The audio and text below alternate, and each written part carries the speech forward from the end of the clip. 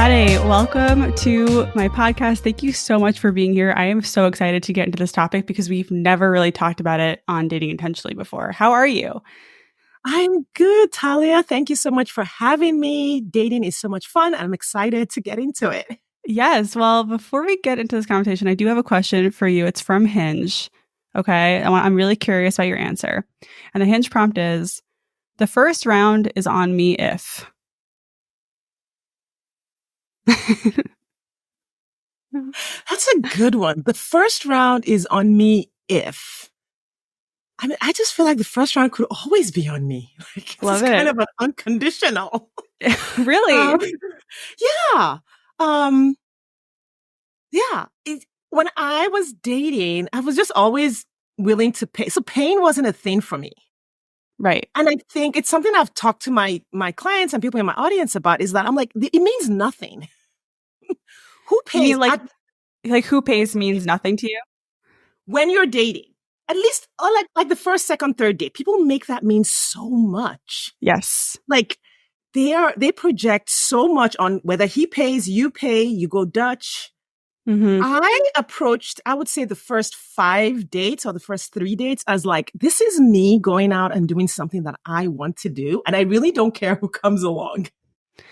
I love that so much. And it's really funny you're taking this approach because we're having this big conversation about this very topic on my Instagram right now about paying. It goes very deep, but I love it. First round's on me if you're having a good time. If it's I love it. So, okay. I really love your story. And one thing I wanted to ask you about is that you used to be a life coach, right? That's what you did before you were a dating coach. I am currently a life coach. Oh, you're currently a life coach. Yes. Well, but I specialize in dating. So there's to it. So what made you want to focus on dating specifically? Yeah. So when I started out coaching, I was just coaching my experience as a divorced person. So I had gone through this crazy divorce. It's like so much drama in the marriage, so much drama in how we got divorced. I'll just let you know, my ex-husband filed for a divorce without telling me. Wow. I had no idea we're getting divorced. That is wild. Okay. That is not a great start. And then we proceeded to have this 3-year divorce that was just full of drama. And so during that process, I realized that other women were going through a lot of craziness when it came to their marriages, a lot of toxic marriages, some abuse in some marriages, and then going through a continued experience of abuse and toxicity in their divorces. So I was like, you know what? I've been through this. I'm going to talk about it. So I started talking about it, started talking about how to get through it when, all the who's a narcissist, who's not, who's codependent, all of that stuff. Oh, yeah. And while I was doing that and helping women going through that, I was going through my own healing journey, my own dating journey. So I didn't talk about my dating journey really the entire time. I just went through it. I had a lot to learn. So I was learning my own lessons, making a lot of mistakes. I eventually figured it out, met my husband on Bumble. And then we dated for a year after we met. People on the internet didn't know that I was partnered until the day I got engaged. That was the first time we put it on social media. Hard launch on the engagement. I love it. It turned out to be a really great thing because everyone who'd been following me talking about divorce and all of that were like, wait, we want this. Right. Okay. Can you help us too? And so I switched to dating. Got it. That's amazing. And I'm so glad that you met your husband on Bumble. One thing that I know you are really big on is core values. You talk about core values a lot in your work. And I feel like our approaches are really aligned. I have this whole thing about relationship needs, and I think they're really similar. Like from what I've seen about your work, they're very similar. What for you has been the coolest part of helping women discover their core values in dating? Like, why does this fire you up? It fires me up because it's about life. Like whether you're partnered or not partnered, plan to be partnered, you need this understanding of who you are. We all need this understanding of who we are in order to thrive. Right. And when I'm talking to my clients and I'm telling them about, hey, you need to know this about yourself. You need to meet your own needs. You need to know who you are and what lights you up. and do that, sometimes they think that, oh, they just need to do it so that they'll meet their partner. Wait, I'm doing this every day because I love my husband. He's amazing. We're a great fit. We have a lot of fun together. Our relationship is very healthy. And every day I'm still meeting my own needs. Every day I still have to cultivate self-awareness. I need to remember that he can't, if I wake up grumpy, it's not necessarily his fault. I might have to meditate or journal or go for a walk. I can't wait for him to want to eat right before I eat right. Like all the things that we do in that like self-love journey is what you need to maintain a healthy relationship. Yeah, I love that. And I agree. I think it's like, it's hard to hold both truths. Like you're working on yourself for yourself, and the work you do on yourself is benefiting your relationship or your potential relationship that you will find eventually. Yeah. For divorced women, I think it's easy for me to convey this because we've already made like really big mistakes. You know, we have a 5-year, 10-year, 20-year, sometimes 30-year marriage. Right. And you're like, wait, that didn't work. So they seem to grasp a lot faster that, oh, I need to like reset a bunch of things that I was socialized to believe, myths around relationships. When you haven't made really big mistakes, it's hard to like grasp that, like, hey, this self-love stuff that is so true. I just got engaged, to someone I met on Hinge. But before I met him, I was in a 6-year relationship that we weren't married, but we did have finances together and other practical ways our lives were tied together. And splitting up I'm sure had some similar elements to a divorce. Like we moved out, the whole thing. And yeah, like that, I would not going to call that a mistake, but like that choice made me want to choose differently. It compelled me to do the work that you're talking about. And it's hard when you don't have that first experience of like, whoa, this is the wrong relationship. Yeah. And then bringing that back to core values, this is why core values, and there's a lot that the definition of core values isn't fixed. There's no one definition of it. It could be a core values test. It could just be what you love, how you see the world, your philosophy. But that deep understanding of who you are and what you need to thrive is the source of the better decisions or the good decision when you're choosing a relationship. I walk the way I sort of give my clients this. It's like a little path. It's like you get to know who you really, really are first. And then you get to imagine or sort of create a theory around the relationship that would really be good for you. And this helps resolve. How do you do it? How do you do it if you don't know who you are? It's so true. Yeah. And even when you know who you are, we've been socialized to believe in fairy tales or the myths of relationship. He must do this. Okay. Again, going back to he must pay, he must pursue me, she must be this way, I must be this way for the relationship to thrive. It's like, wait, what if you started with who you are? And then based on who you are, you define your musts. So I didn't have a must and my husband was happy to pay for meals or split meals. Like, so he wasn't like I was paying for meals and I purchased, quote unquote, purchased my husband kind of thing. But that wasn't a must for me because that wasn't a thing that I was going to need to thrive in my relationship. What I needed to thrive were other things. I needed someone who read books. I'm insanely curious, so I needed someone who would match my curiosity. Right. I needed someone who was up for adventure because I generally will do all kinds of things. I'm always coming up with stuff to do. That I went for a January of 2024 when we're, this year. Yeah. I went on a 12-day silent retreat in the middle of winter. Where? In Illinois. So it was just a few hours away, but it's like you couldn't speak to the other attendees. Like, this is the stuff that I come up with. And I'm always like, hey, honey, here's what we're going to do, or here's what I'm going to do. I love that. But do you feel like you knew these things about yourself in your previous marriage, or where were all these things in your previous marriage? Were they just kind of like dormant? Were they ignored? But how did that happen?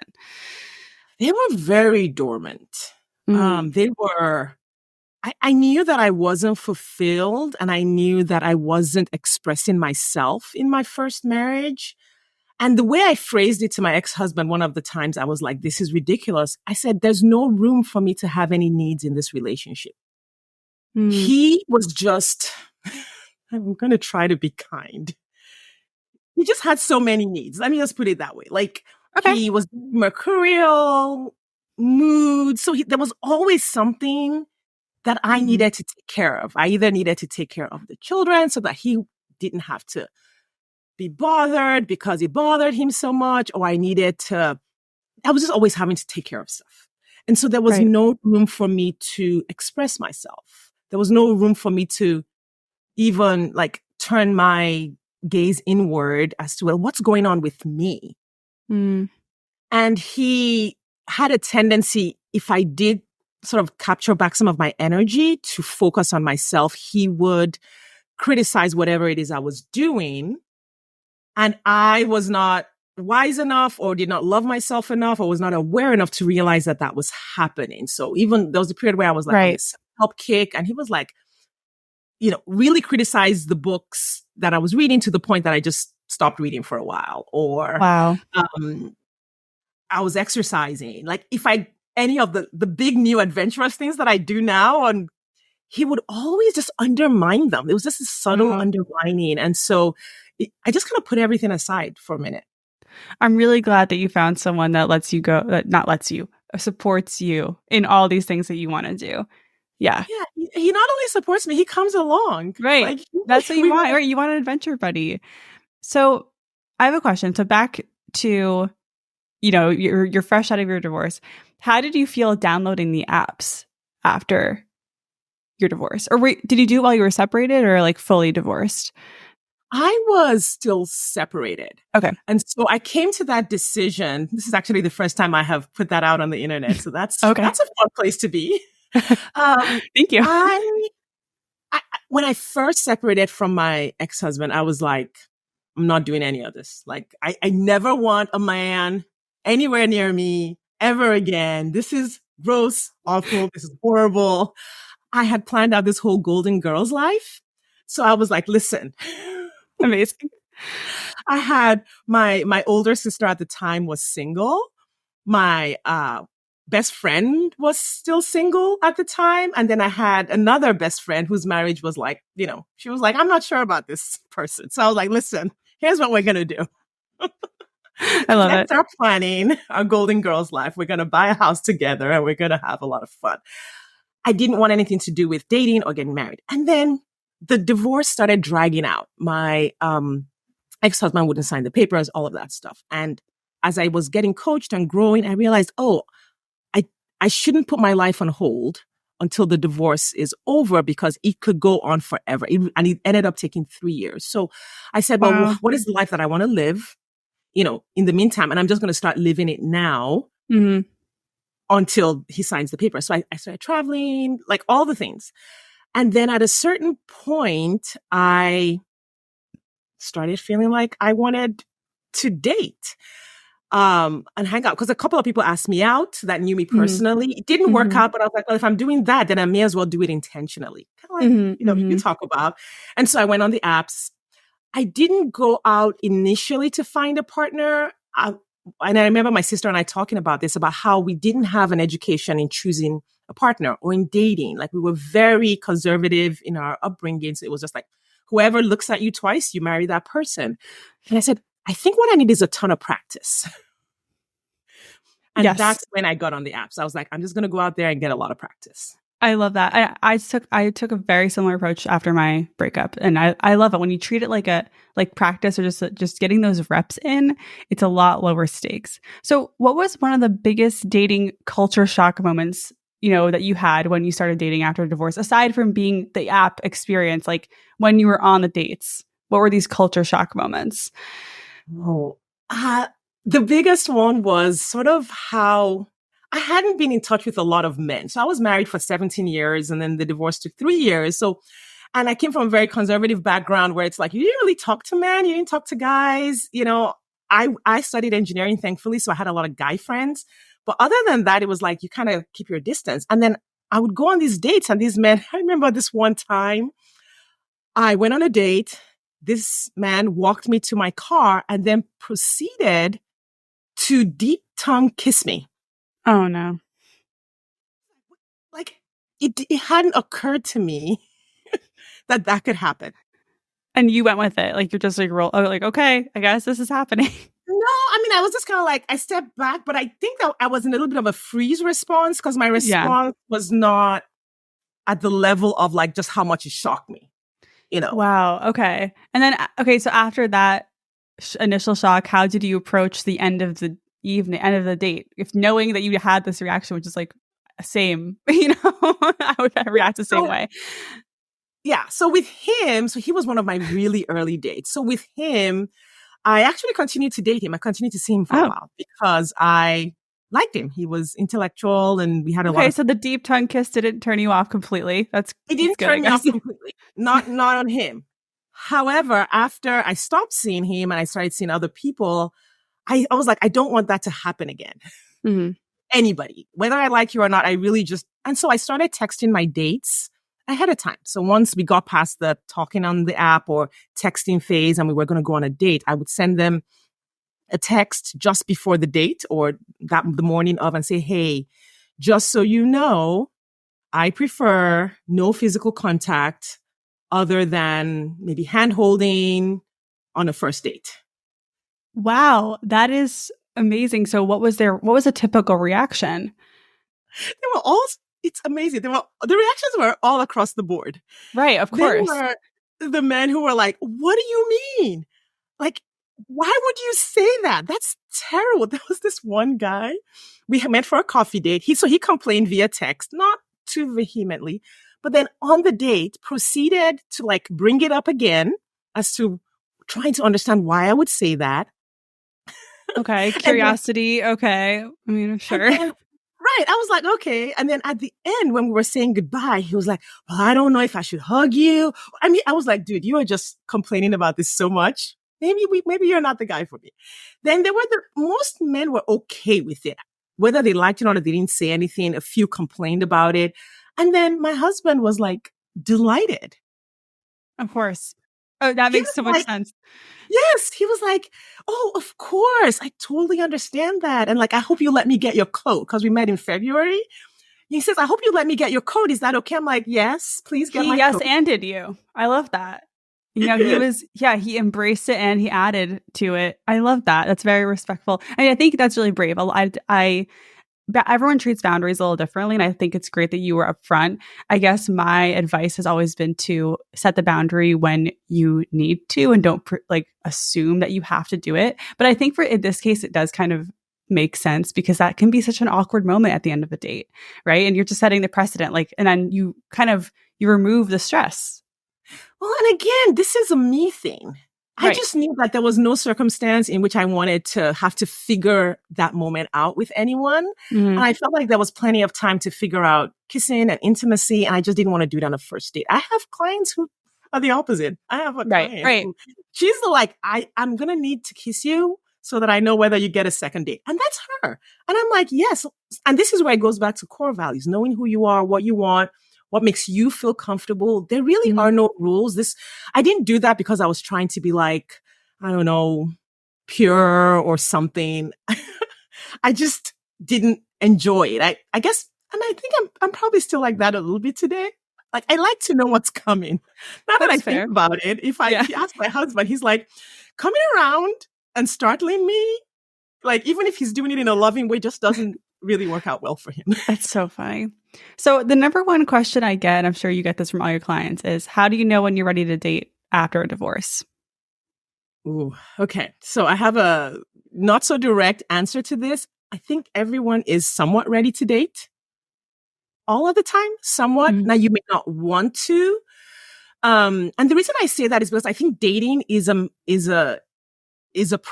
part of the process of maturing. Healthy dating, intentional dating is part of what we need to be healthy adults, which is why we let our 15, 16, 17, 18, 19-year-olds date. Because we know that they need to interact with, other genders, figure out who they're interested in, figure out their orientation, like all the things. You need to figure that stuff out. Mm-hmm. So you do need there is some measure of this is just a life skill that you need. It's like got it.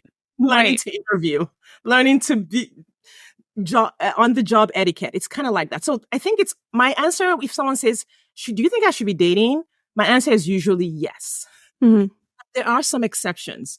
If your mental health cannot handle what dating brings up for you. So there have been times when women will come to me, and when I hear their story, I'm like, I think you need a therapist first. Like, just all this stuff means you need to work on your mental health first. Not because dating is bad, but because chances are you'll be triggered in ways that might not be good for you. Or you haven't cultivated the skill of setting a boundary or saying no. If a person has, assault in their past and they haven't dealt with it or developed their ability to see those situations or handle them, the possibility that might happen, you just need something completely different.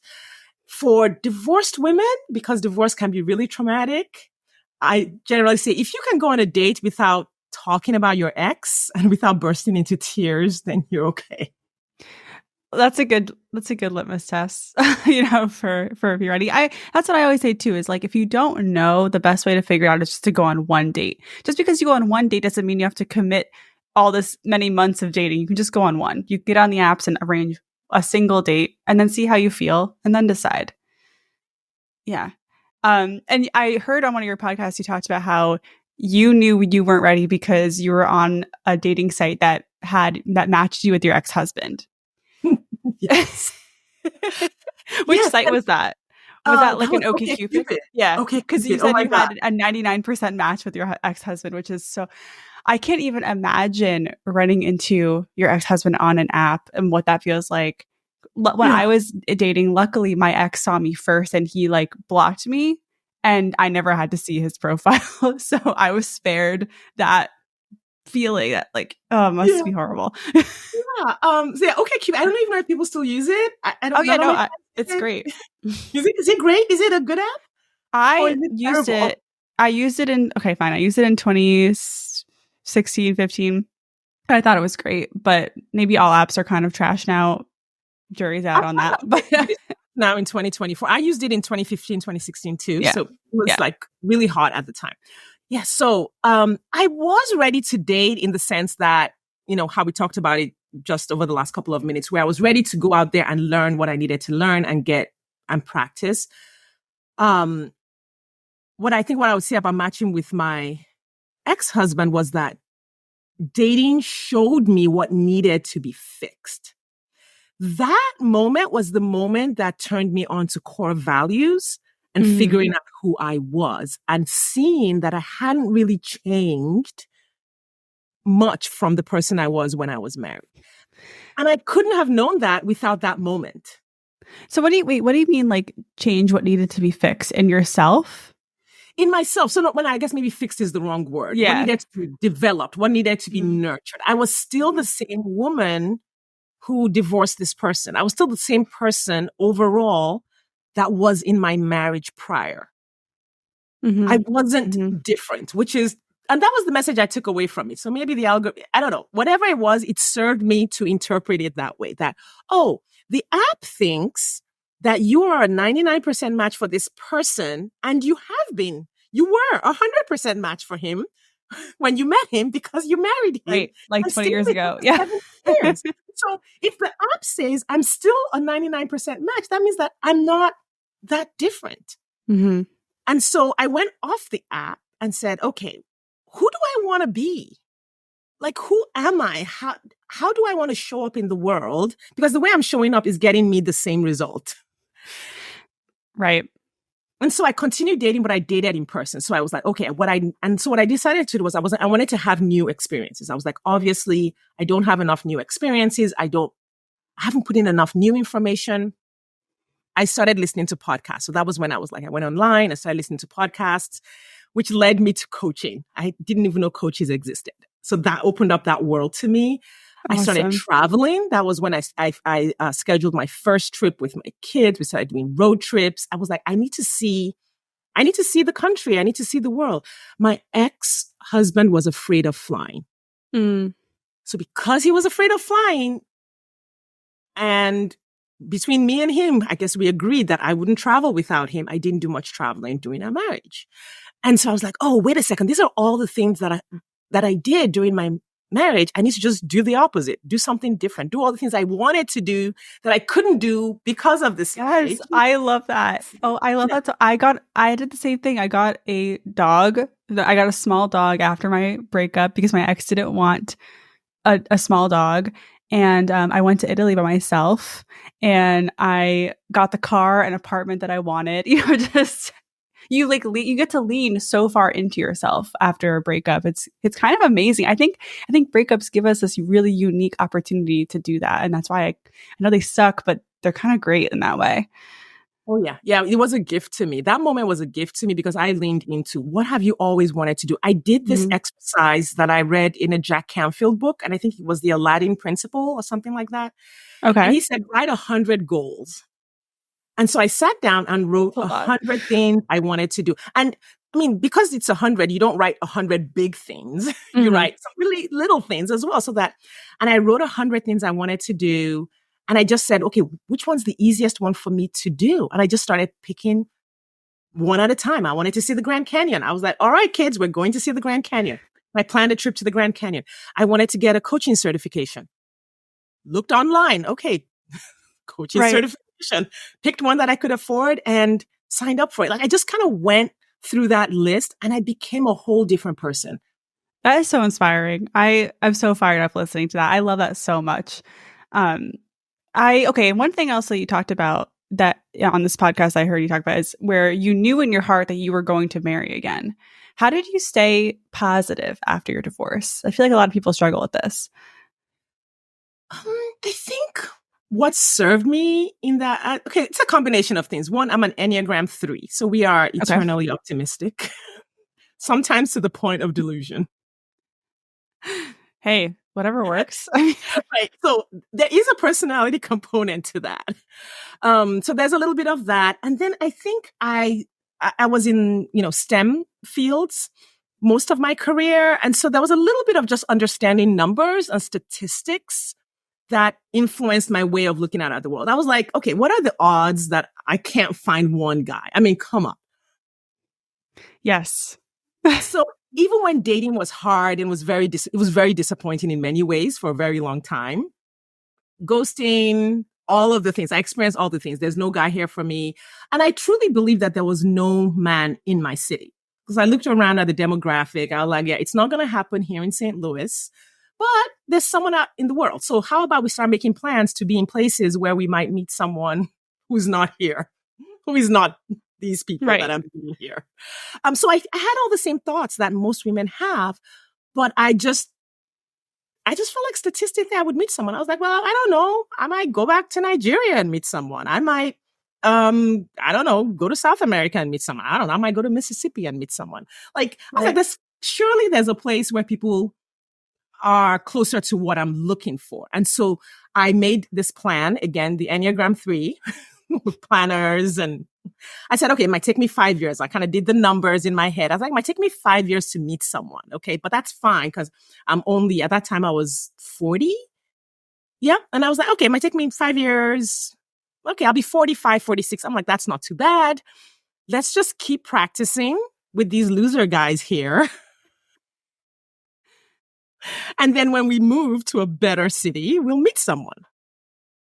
And I kid you not, I think it was less than 2 months after that decision that I met my husband here in St. Louis. And I'm still here. Right. Of all places, you didn't even have to go that far. I love that. I love that approach. Is like a mixture of abundance and positivity plus just the odds, just trusting the process of if you put energy into dating, that energy, like there is an ROI on that energy. Right. Like it is. And the odds are in our favor. When my clients get super depressed about their dating journey, this is what I tell them because I can be very silly when I'm coaching. I'm like, okay, listen, if it's that bad, I promise you can marry someone tonight. Like, how about we do that? Like, let's go on the app. There is a man who will marry you within the next 24 hours. There is that guy. I believe it. Yeah.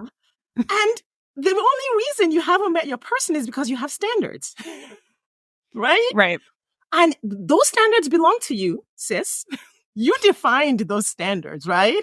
I didn't define them for you. So if you really, really feel this is terrible, I can help you get married this week. And then they laugh and they're like, okay, fine. If I Right. want this guy who's like a 95 out of 100, it will probably take a minute for me to connect with him. I want to switch gears here and talk a little bit about specific challenges that come up with dating after divorce. And one of the big ones is, how do you stop comparing the person you're crossing the table with or on a date to your ex or your past marriage? Yeah, that's a big one. What I noticed that divorced women or people who have been in long relationships and then broke up, especially if it was like really traumatic or, very toxic, is that they will create a partner list that is not my ex. Right. It's just the opposite. If he was an introvert, you want an extrovert. If he hated planes, he needs to be a pilot. Like, yeah. Right. Again, Right. what's funny about that? I'm like, listen, you're building this list or you're looking for attributes that are still based on your partner. They're not based on who you are. That is such a good point. I never thought about it like that.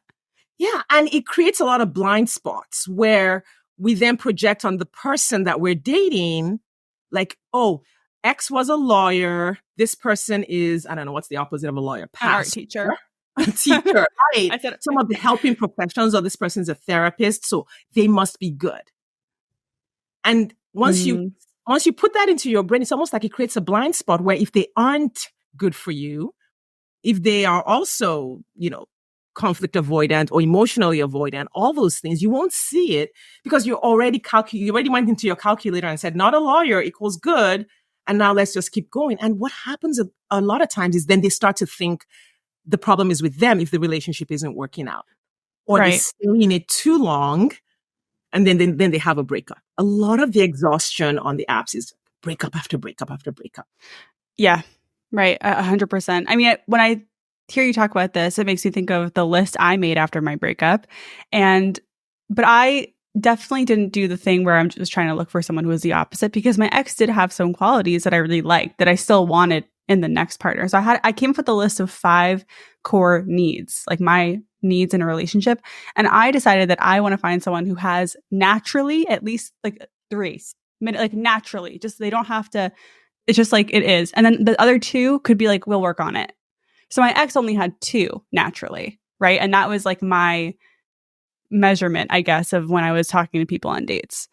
Oh, that's so good. He needs to be able to do the things you want without you having to do half the work of telling him to do it. Right. Yeah. So I ended up finding someone who meets all 5 of my needs, 80%, right? It's the other 20% I'm thrilled to work on it or develop it or whatever it is, or meet my own needs in those areas. So yeah, I like this. I like what you have to say a lot about, like, yeah, making sure that you're not just going for the opposite. Yes. No, don't go for the opposite. Go based again on your core values, your core needs, like you talk about them. And then when you are evaluating or vetting someone, this is so hard because our brains are designed to categorize people. We all do it. You see a person just based on certain external attributes or things that they say, we put them in a certain box. And the key to truly seeing someone is to say, okay, I'm just going to put aside all of my preconceived notions and be in neutral. This person isn't good, so I'm not trying to give them the benefit of the doubt. This person isn't bad. I'm not trying to project, things on them. I'm just going to stay neutral and make decisions based on what I do experience with them. Right. The information coming in. Just, yes. So how do you address questions about your divorce early on? And I have a message from one of my followers who wrote in this little message that I'll read to you. And she says, I got divorced and people often ask why, which I understand. But my reason for why was that I miscarried 3 times and that led to our divorce. Talking about miscarriages that early feels extremely personal. I want a good answer to show that I have self-awareness and also didn't just divorce carelessly, but I don't want to be talking about my miscarriages on the first few dates. Oh, yeah, that's a really great question. That actually goes back to core values. It goes back to self. It's always core values. It's always the answer. It goes back to self-leadership, autonomy, you making the decisions about how you want things to go when you're dating. So for your listener, I'm like, yeah, absolutely. You don't want to talk about your miscarriage. Now, some people are okay with it. This listener is not okay with talking about it. However, the question is still there. And so I encourage, people to create scripts. Again, this is such a practical, dating is not this mysterious, magical, mystical thing that you just have to be blindsided all the time by things that happen. Right. You can literally intentionally, deliberately decide how you want things to go. So you expect that question is going to come. It's a reasonable question to answer. How do you want to answer it? Mm-hmm. That's right. And if you can sit with yourself, sometimes my clients and I will sit and we'll brainstorm. Okay, 10 different ways to answer this question. Which one makes you feel the most comfortable? So in this listener's case, you might say something like, we grew apart because of how we wanted to create a family. Or, again, right. you'd have to brainstorm. Yes. Like we just realized that we were very incompatible in areas that were really, really important. Right. To both of you us. could be you could be truthful without giving away every detail 100%. Yes. And you don't want to give away every detail on the first date. Like it's not good for you. It's not good for your heart. It makes dating not so fun because then you're dealing with like your trauma every first date. Nobody wants to do those dates. And I think a reasonable person on your date would understand that. If a person wants to dig into your trauma and get all their fingers up in there, that's not the person for you. Yes. So having statements that set boundaries when you're not ready to go further. So say you said something that was vague, give the person an idea state on the surface, and they said, oh, can you tell me more about that? Right, they're pushing, yeah. Then you can say something like, yeah, I'd be happy to tell you more about that later if we continue to see each other. I just don't want to talk much about it today. Fair. Oh, yeah, open. It's like, that's I love that. It's like a gentle boundary. So here's another scenario that comes up a lot. Let's just say I'm on a date with someone who's divorced or going through a divorce. Are there signs to look for that will show that they're seriously ready for another relationship or not? Like, I don't know. I think there's this fear that if you meet someone who is also going through a divorce, that they're not ready. Yeah, I generally don't recommend that you date someone who is separated overall. I don't recommend it to someone who is working with me because there's so many things that can go wrong there. I dated before my divorce was final, but I wasn't looking for a partner. Yeah, you weren't dating for a relationship. You were practicing. Yes. I was practicing. And so it was slightly different. But even then, imagine if someone then was like, oh my God, I have to have you and we need to get married next week. I wouldn't have been good for that person who was looking for a serious relationship. So it does make sense that I don't recommend, just in general, if you are ready for a relationship, you want to settle down in 6 months, you want to settle down in a year, don't recommend you dating someone who's separated. It's just a practical issue. It's not a value judgment. You can tell if a person is ready for a relationship or not, but you can't tell on the first date. Of course, right. You really can't tell much on the first date. You can't tell much on the first date. And that's the thing. People try to, all right, I want to be able to decide all these things from the profile or from the first date. You're not going to be able to tell from the first date. You might not even be able to tell from the second or the third date. So that's the first thing, is to just leave this open space to truly observe a person, so that you're not like being a drill sergeant and asking them all these things, because you won't get the answers you need. A liar will just tell you, yes, I'm ready for a relationship. They will tell you everything you need to hear, but it's not true. A person who maybe doesn't know will sound like they're not ready for a commitment. So then they sound wishy-washy, but maybe they just don't know. Right. And then you get to decide if you want to wait or not, which I usually recommend no. But yeah. So to tell if a person is ready for a relationship, I think the things really to look for, I still don't have an answer, because what I recommend people look for is, do you like this person? Just start with, do I like this person? Do they match with my core values? Do we have the potential for a relationship? Because I've talked and worked with many women who they didn't feel like they were ready to settle down. They met someone who wasn't ready to settle down, but they liked each other so much, they ended up settling down. Right. Because they matched up with their core values. That makes sense. Did you ever struggle with trusting someone again after your divorce? That's another question that came up a lot. Is like, how do I trust again? How do I let my guard down? Oh, I had the opposite problem. Really? I was too trusting. I was very naive. Like I literally, and I think this happens to a lot of people where when you get married, there's something about the way we're socialized about marriage where it's like, okay, once you have the ring on your finger and you have a couple of babies, you are now an adult. There is now no need for any more relational growth or emotional growth. And we just kind of stop right there. Mm-hmm. What No, I I mean, experienced, exactly. what I experienced was I went on the apps and I was acting. Looking back, I mean, I felt like I was like, I was 40, so I was confident. You know, I worked for a big four accounting firm in consulting. Like, listen, I was not a teenager in my life. However, when I went on the apps and when I was talking to guys, I had this fairy tale thinking. So I was too trusting. I was like, there was this one guy that I thought, oh my God, we're going to get married. And he just strung me along. And looking back, I'm like, he was for sure seeing 10 people at a time because he was always going on business trips and like, and I had no idea. Like, it didn't even occur to me that we weren't in a relationship. That's so funny. I mean, well, what do you tell your clients who have this issue of trusting? So trusting where they don't trust. Yeah. Okay. So the issue of trusting, I think is still, even when you don't trust, it's still a little bit of fairy tale thinking because you are expecting someone outside of yourself to create a scenario where you are safe.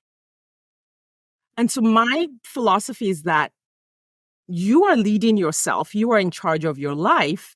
You create the scenarios where you are safe. Do you know how to keep yourself safe? Do you know what it takes to keep yourself safe in all areas? And this is not just like physically, where not getting physically assaulted, just in general. So I'll talk to a lady and she's like, well, I just want to make sure I don't trust that a man would be good for my kids, that a man wouldn't hurt my kids or would get along with my kids.